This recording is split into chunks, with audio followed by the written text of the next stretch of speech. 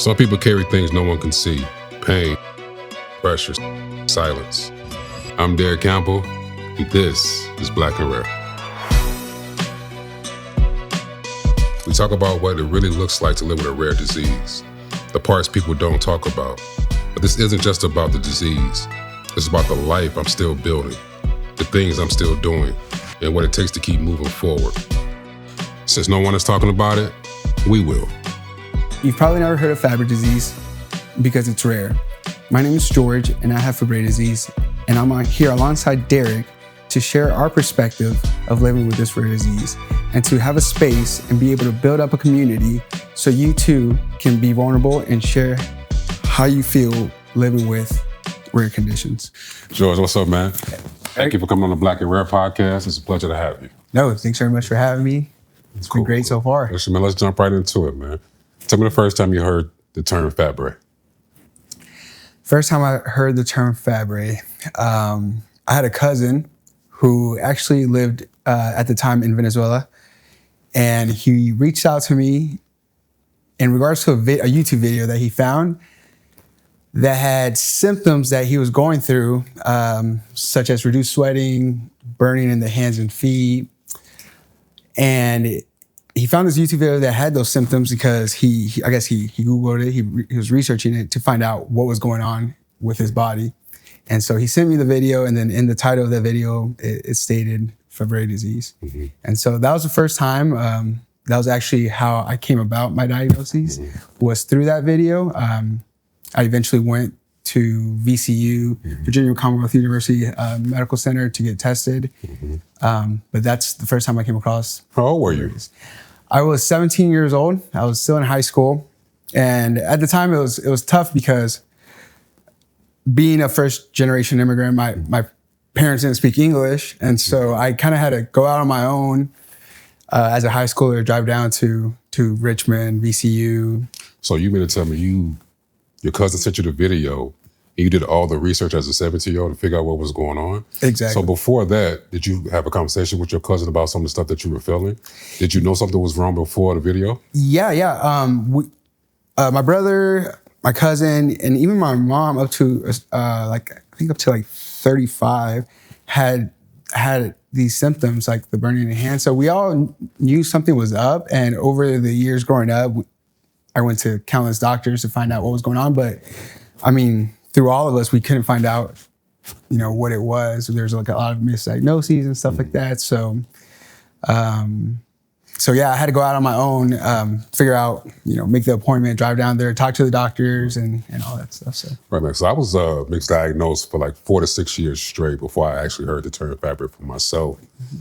Growing up, did you athletic and not being able to sweat? Yeah. Did that hinder your career? Yeah, for sure. That was one of the symptoms, reduced sweating. So I know you go through this as well, but right. I would go through maybe 45 minutes of playing soccer and I wouldn't sweat, or I would sit in a sauna and I wouldn't sweat. So obviously not sweating has its pros to it, but the cons were that I had a condition that I didn't know about and stuff like that. But very, very clear symptom that sparks like something in your head, like, okay, something's going on. Right. So how about yourself? How was your... Man, I was really, really good at sports as a kid. And just like yourself, I couldn't sweat, so I would overheat. And when I got to my freshman year of high school, I was trying to play football. And it was so rigorous. And I would run away from practice and go to the locker room and take a shower real quick, put the pads back on and try to get back to it. But I couldn't do it, man. And I remember being ridiculed by my coaches and saying that I was weak and things like that. But I just couldn't do it, man. But it wasn't the humidity, it was the direct sunlight that would get me.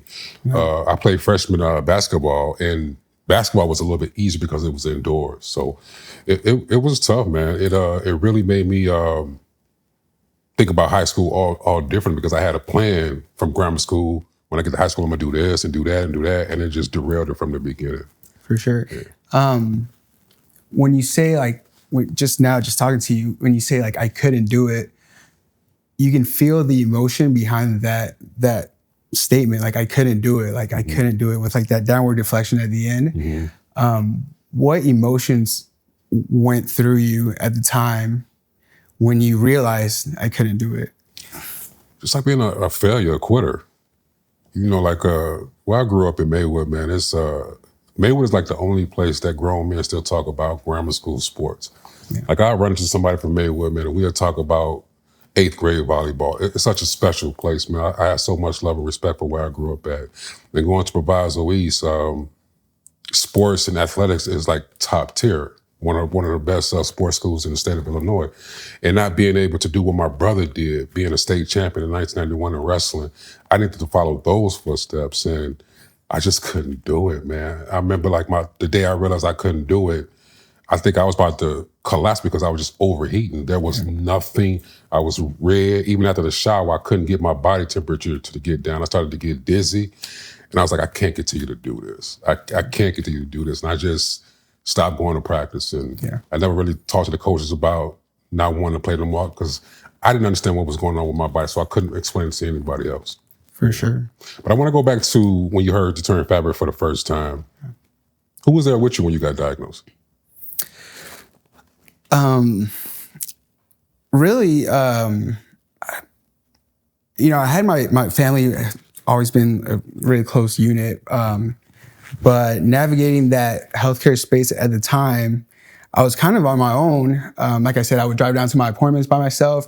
And I think it's part of like who I am, my personality of like, if I have, and I know you're the same in this way where you have a problem and you want to figure it out. Yeah. And so that's how it was for me with this condition. And as soon as I saw this video, I was like, okay, like this video didn't come across me at random. Like there's a reason why my cousin found this video. Like I'm going to go find out what's going on, dig through this and find out if this is why my hands are burning, because I'm like, okay, if there's a way to get rid of this burning in my hands, like I want to get the solution. And so I was on my own, and then and I was totally okay with that because eventually I was able to share what I was learning with my family, who isn't as outgoing as far as like their health and stuff like that. So I felt good pushing them to, hey, go get tested. Hey, this is what's going on when if you don't get treatment, these are the long-term effects and things like that. So to answer your question, yes, I was on my own, but I was okay with that because someone had to pioneer it, you know. Right. Besides your family, who was the first person that you told? And what was their reaction? Let's see, outside of my immediate family, probably a friend. Had a really close friend in high school named Boren. And so I think he was the first person outside of my immediate family who I was like, hey, Boren, like, we found out why our hands burn, because he would always used to say like, oh, his hands are burning. Eventually, once we were diagnosed, he would always call it Febreze. He's like, oh, you guys got the Febreze, like the spray. But yeah, he was the first person I told. And what was his reaction? Kind of like, oh dang, like that's crazy. Like that's crazy that you guys have a condition. I'm happy for you guys. Eventually, I told my teachers and coaches and stuff like that. But yeah, that's kind of. I know for me, when you're trying to get the courage to tell people what you're going through, explaining it the right way is key, because you know sometimes they may not understand it and they won't just say, well, I don't understand. So have you found it difficult to explain what Fabry is? Yeah, and I'm sure you've gone through this too, where when someone asks you about it, you kind of decide right away how deep you're going to get into it, depending on who's asking you and how much you think they'll. Because a lot of people will ask, and then like you're talking for 2 minutes, and you're too deep for them as far as like medical terminology and maybe like or how much they actually care about what you're about to tell them about the condition. So I just kind of like gauge that. I always start off with like, it's a lysosomal storage disorder. Essentially, I don't have an enzyme that breaks down oil in my body, and those oils get attached to like my kidney, my heart, and it deteriorates it. And so depending on who it is, I'll kind of go deeper if they ask, but that's kind of how I go about sharing. So Darrick, so that's what it feels like for me when I'm trying to gauge how much to share with someone and recognizing their reaction to what I'm telling them. A lot of times I feel like we get so caught up in giving our energy to things that don't truly matter. You know, a Friday night comes up and you're so excited on a text, like, hey, like, yeah, are we doing this? Are we going out? Are we going? But when someone's sharing with you or you're sharing with someone how you feel due to a medical condition that comes with so much baggage, it's nice to have someone listen to you and hear you just as if you were making a Friday night plan, you know, when they're looking at you intently and they're excited to hear what you're going to tell them and they're really looking forward to the content that you're going to express. But a lot of times we don't get that from either friends, family, medical providers, and things like that. And I want to see kind of your experience with being heard. And how I talk about my condition, Correct. Having Fabry as well.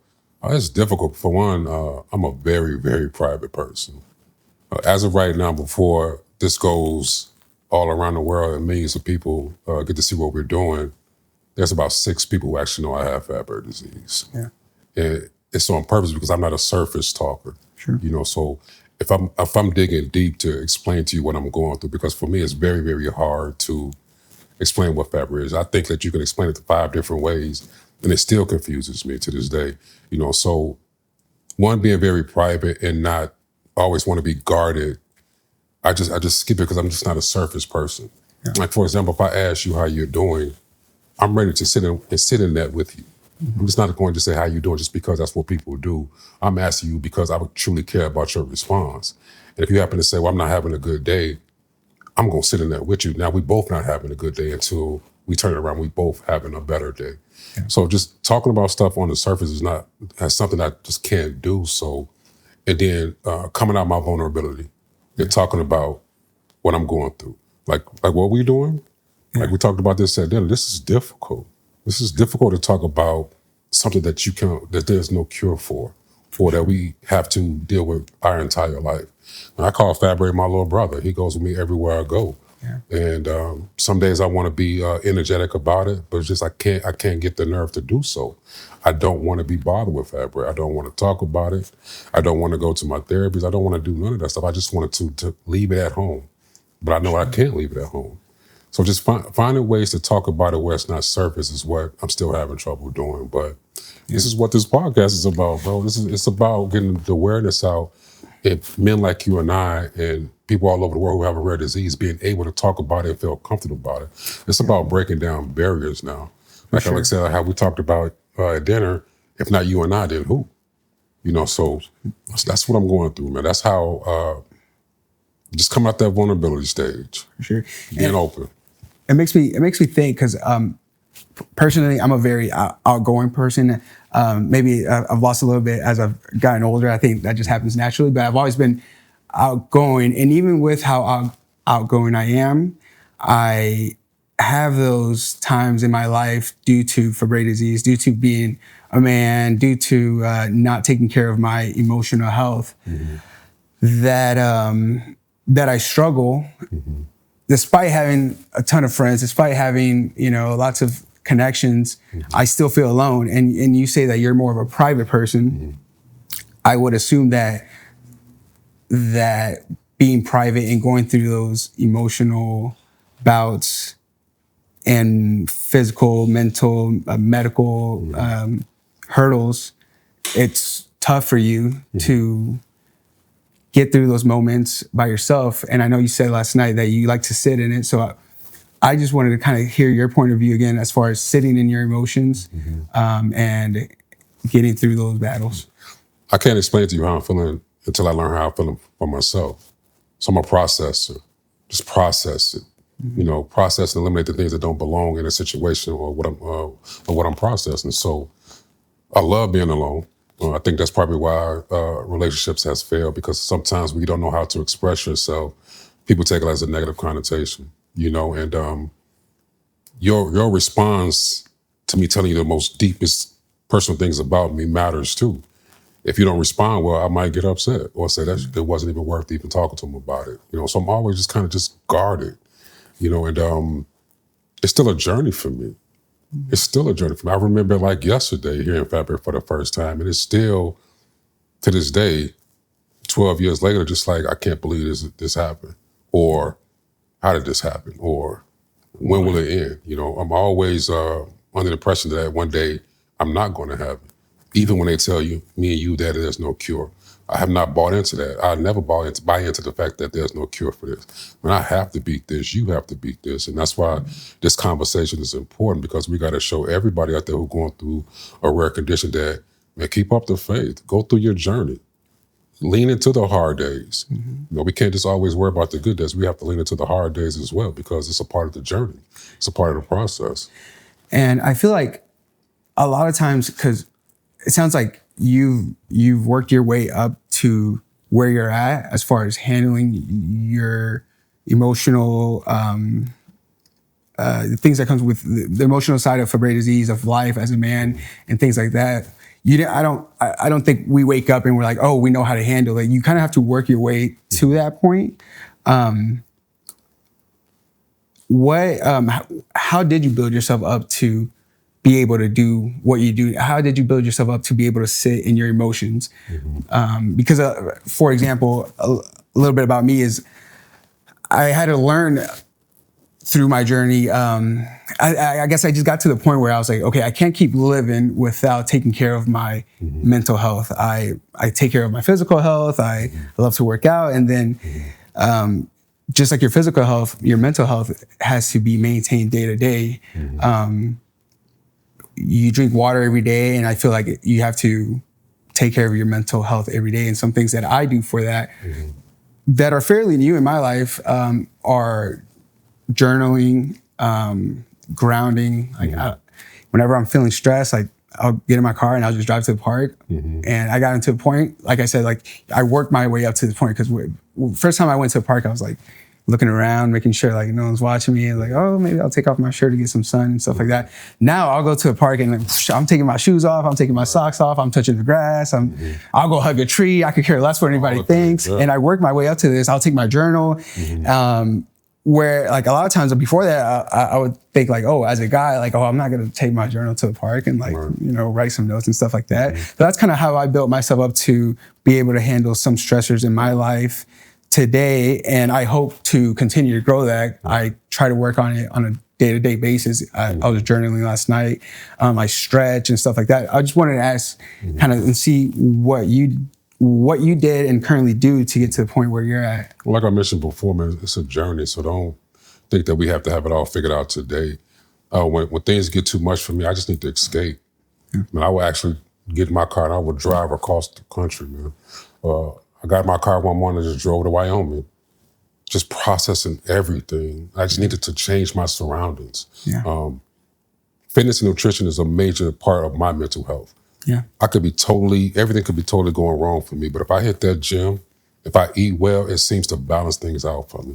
My mental health is directly tied to the things I put in my body. You know, so again, it's I'm still learning. I fast every week. I start at Sunday at 6 p.m. I don't eat again until Wednesday at 11. And it's like the greatest thing ever. So for me, it's like a reset every week. And if I want to incorporate something new into my routine, that's when I do it. Because if I want to do a new supplement, I'm fasting. If that supplement hurts my body doesn't like it, I know exactly what it is that's affecting my body. So then getting closer to the source, you know, fasting makes me feel closer to God. You know, and when everything goes, even if something goes wrong, this is a Friday, I go right back into the fast. Just stop eating. And then try to understand what it is and why am I feeling this way.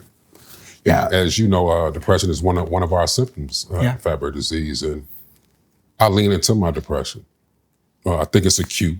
You know, I recognize that it's there, but I don't try to get rid of it. You know, I try to say, okay, why am I feeling like this today? Why today? But I give myself 24 hours to feel that depression, feel that feels. And the next day I got to get back to living. I want to give myself 24 hours to feel depressed and feel out of it. After that 25th hour, it's time to be Darrick again and do the work, not just for myself, but for the people that we trying to help. And to show those doctors that, well, he gonna beat this. He gonna beat this. So it's just a journey, man. It's a process, and there's no right answer. There's no wrong answer. It's just the fact that what helps you, what's good for you. Man, I hug trees all the time. You know, when I go out the country, I write my names on things so I can always go back there. You know, meditate and go back to Switzerland.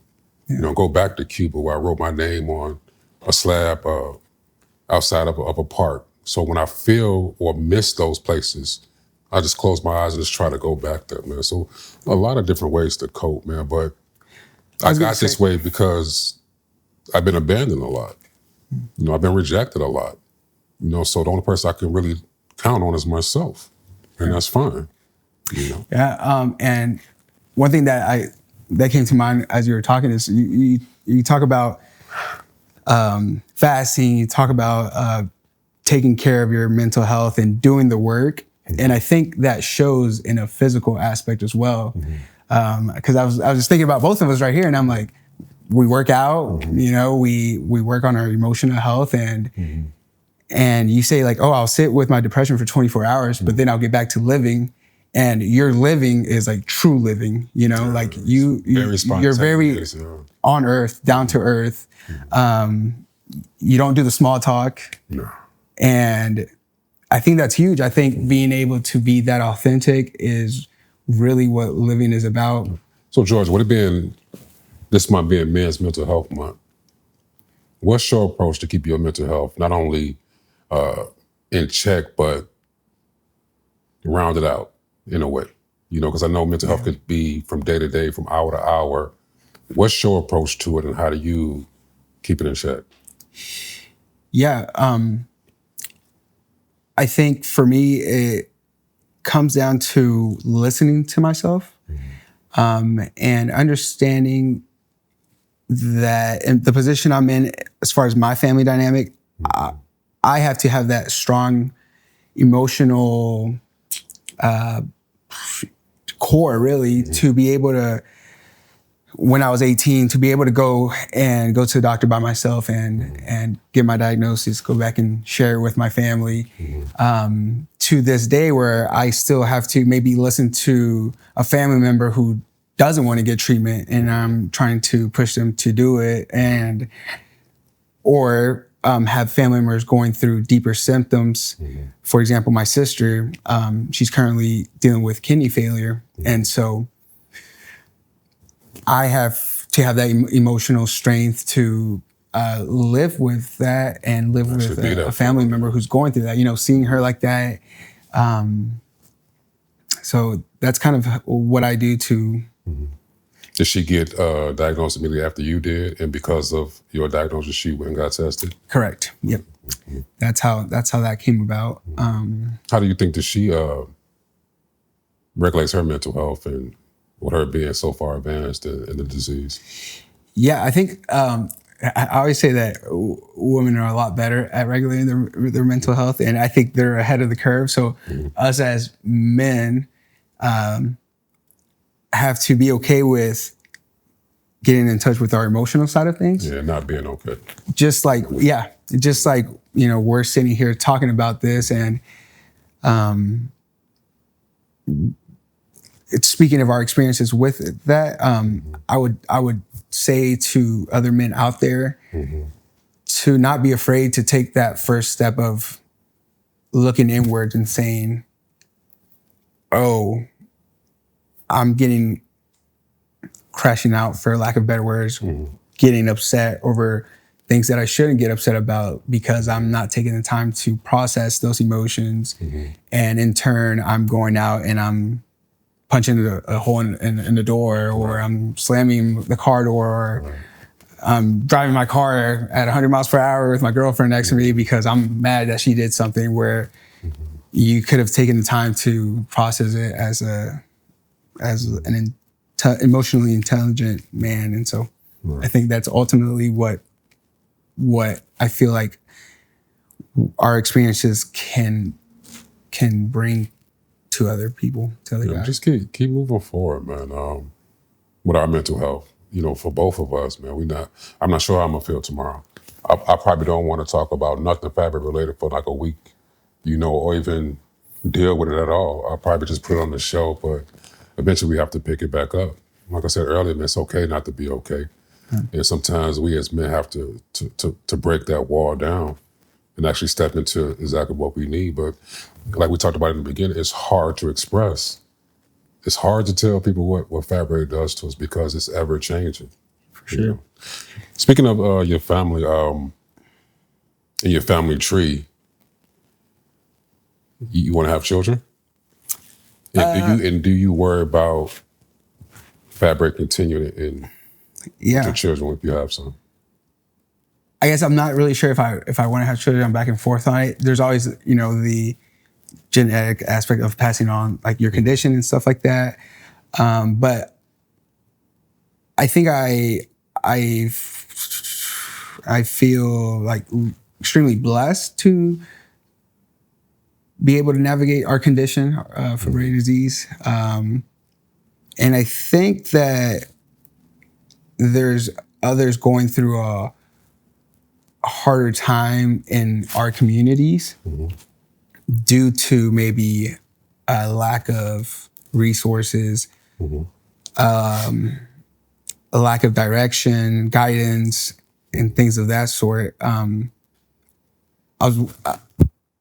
know that I kind of went through it due to being a first generation immigrant, but I wanted to ask you, if you don't mind, like your experience going through this in your community, like did you feel supported by your medical teams? Did you feel like you had to advocate for yourself a lot more than you should have? Like, did you have to give like an extra rep to? Man, it was difficult. It took me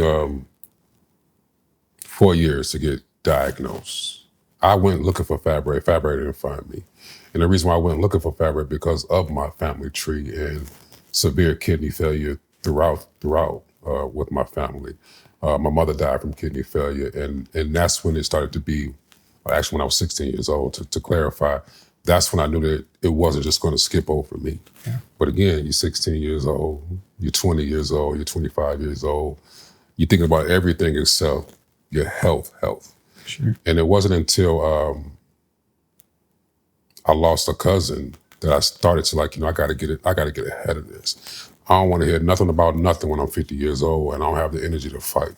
If I got anything based off my family tree, I want to know right now at 29. So I went on a journey at 29, and being a Black man, it's always, okay, you just got muscle mass. My protein levels was elevated, and they just, oh, you got muscle mass, don't worry about it. Yeah. Come back in a year. Yeah. And I kept on coming back. And then that third year coming back with highly elevated protein levels, I said, man, no, we need to go further. Yeah. We need to go further because I'm not going to be at the tail end of this. I need to be in front of whatever it is that you tell me. What I'm telling you right now is it doesn't matter what you tell me. If you're telling me I got kidney failure, that's fine. But I want to know at 31, not 51. I want to give myself a chance to fight. And that's what I did. But I advocate myself. I will fire my doctors in a minute and give me a new doctor. I did that many of times. Nobody knows this body more than I do. Don't care about your medical degree, how long you've been practicing. I've been in this body at the time, 31 straight years. I know what I'm feeling. I know that there's something more. It can't just be elevated levels all the time. Yeah. It's something more. So I got a biopsy on my kidney, and that's when I heard Fabry for the first time. And man, it took me out. Yeah. Especially when she told me that there was no cure. Yeah. And I have to be on the treatment forever. I process forever for days. Like, what does forever mean? Yeah. Does it mean like forever, ever? Yeah. Or just like forever? Like, so just trying to figure out what forever means and always have to work your life around Fabry disease. So I had to advocate for myself. We all have to. We have to be better at saying, okay, Mr. Doctor, Mrs. Doctor, I need you to go further. Or test this. Or let's talk about this. And all my doctors now, they have a seat when I'm in their office. Don't stand over me. Don't make an appointment back to back to back. You're going to spend some time with me, at least an hour. Yeah. And have a seat. Make me feel like we having the same conversation. Don't make it seem like you're talking over me and you can't wait for me just to get off your office. Yeah. That's not going to work for me. I'll just find somebody else. If it takes forever, it just takes forever. I'm going to get what I want. I'm going to get what I need. This is my disease. I have not one time said, why me? But you're going to give me what I need. Give me the opportunity and the resources to win. That's all I want to do when it comes to this Fabry thing. I just want to win. Sure. And if whatever happens, if it takes my life, then so be it. But at least I fought for it. Yeah. I put in the work. For sure. I think about Fabry and how to beat it every day. I'm putting in the work. I'm not ducking no smoke. So give me what I need to win. Yeah. I think that self-advocacy is super powerful. And I think it's super commendable. Like just hearing you talk about how hard you fought for yourself, like 4 years, figuring out like you found it, it didn't find you. You talked a little bit, I know you asked me at the beginning, like, hey, is it okay if I asked you about death? Right. Ask me about death. What were you going to ask me?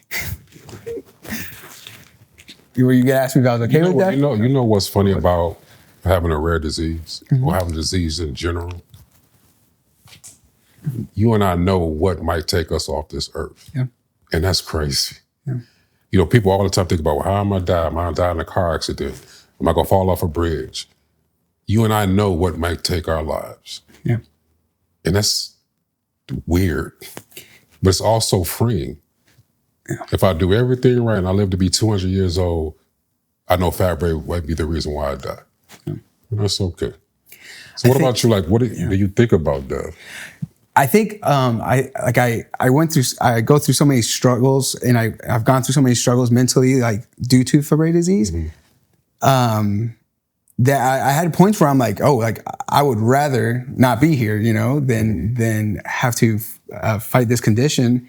And so I think I just having that contrast of like those lows, and then now where I'm at as far as like my emotional health and stuff like that, and how good that is. I think I've seen the full spectrum of emotions in my life. I'm sure there's lots of good things that comes as far as events and stuff, but I think I've come to terms that with that aspect of life in general, just, you know, your time will come. And so I have a bright outlook on it, so to speak. Maybe we should consider and worry more about living than we are about dying. 100%. Let's live this life. Let's experience it for everything that it gives to us. Yeah. You and I didn't get Fabry by mistake. Yeah. So worrying about it, complaining about it, let's live within it. For sure. You know, it's like an accessory. Yeah. Like when you get dressed and you put on your favorite shoes, you just, you know, make it an accessory and just take it with you. For sure. I'm just not really concerned about that. Yeah. I'd say so. It's not something I think about every day. But I would not let Fabry alter me. Yeah. And what I mean by that, in my first year of getting my therapy, they wanted to put a stent in my chest. And bro, I probably cussed everybody out. You know, they send one person in and try to convince you, kind of like when you want to get like a timeshare or something. Yeah. There's somebody else come and try to convince you. I told them, go get the next person. Bring them in here too. I am not altering my body for Fabry. Yeah. You're not putting nothing in my chest. You know, and sometimes I feel like I'd rather not be here than to do that. I can't give it any more than I already have. Yeah. And for me, death is not the end, it's the beginning. So obviously you got your condition from your mom. Right. How did she take the news? So for her, it was a light bulb moment. My grandfather on my mom's side, my maternal grandfather, passed away from kidney failure when he was 45. Mm-hmm. He was a drinker, and so everyone said, oh, it's because he was drinking too much and this and that. But then when we were diagnosed and all the symptoms were confirmed, my mom used to tell me, like, someone would just sit at the dinner table and she's like, oh, I remember my dad used to complain about his hands burning now. Like, I do remember that. Mm-hmm. And, oh, I remember this and that. So it was a light bulb moment for her, for the whole family. I mean, just because I was my cousin initially, but in my immediate family, it was my courage to go get tested, to find out and do that. So it brought us together in that way. My mom has pretty rough symptoms, and so for her, emotionally, it's very tough. It really hurts to see her like battle day to day, especially mentally. She suffers from depression, and things like that. So I think me going out and seeking help has brought help to their life. So I think she would not be where she's at, although in a tough position. I think it would have been worse had we not have the diagnosis. Right. Well, my mother never heard the term Fabry. Like I mentioned before, my mother died when I was 16 years old. She has no clue what she gave her son. She never heard the term. And she went from having dialysis 1 day a week to 2 days a week to 3 days a week. And looking back on it, almost every day, just her struggles with depression and not feeling like doing anything, you know. And when you talk about generationally or a family tree, when you tell somebody in your family that you have Fabry, especially for me, they get to look me up and down like, well, you don't look sick. Well, you can't be me. I sweat all the time. Or they always find a way to downplay it, deflect away from it. Yeah. And I try to remind them, your grandma's my grandma. Your grandfather's my grandfather. My mother and your mother are sisters. You know, but I also understand the social economics about it, right? Yeah. It's expensive being sick. Yeah. You know, I have really, really, really great health insurance through the state of Illinois. It allows me to hire and fire my doctors at will. But I have to be mindful of that when I'm pressuring my family to get tested. You know, being sick is a full-time job. You know, if you don't have the resources to be sick, sometimes I know for my family, they avoid it. And I'm gonna continue to chip away at them. And I hope, you know, doing this and having a broader conversation with them does the trick. I don't want them to wait. Well, it's too far advanced where they can't go back and try to fix some things or live a more comfortable life with Fabry disease. But it's a tough road, man. It's a tough road. Yeah, I think what you're saying, like kind of like chip away from it and make an example out of how you go about your life and your condition. I think serves as an example to other people. Mm-hmm. For example, when I first got tested, like I didn't have insurance. Like when we got our first medical bill, I was like, yeah, it looks like that's the last time I'm going to go to the doctor, and stuff like that. But there is resources, and that's kind of what we want to share with others is there's people out here that want to help you. Right. A lot of times in a family, it only takes one person, like I did, to have the courage, or I would say even my cousins, have the courage of searching your symptoms, you know? So medically, if you feel like something's going on, like you felt something was going on, take that step to find out what's going on. Right. If you know you have a condition and it's genetic, take that step to maybe nudge your family members along to go get tested, because there's resources. A lot of times we feel like there isn't, and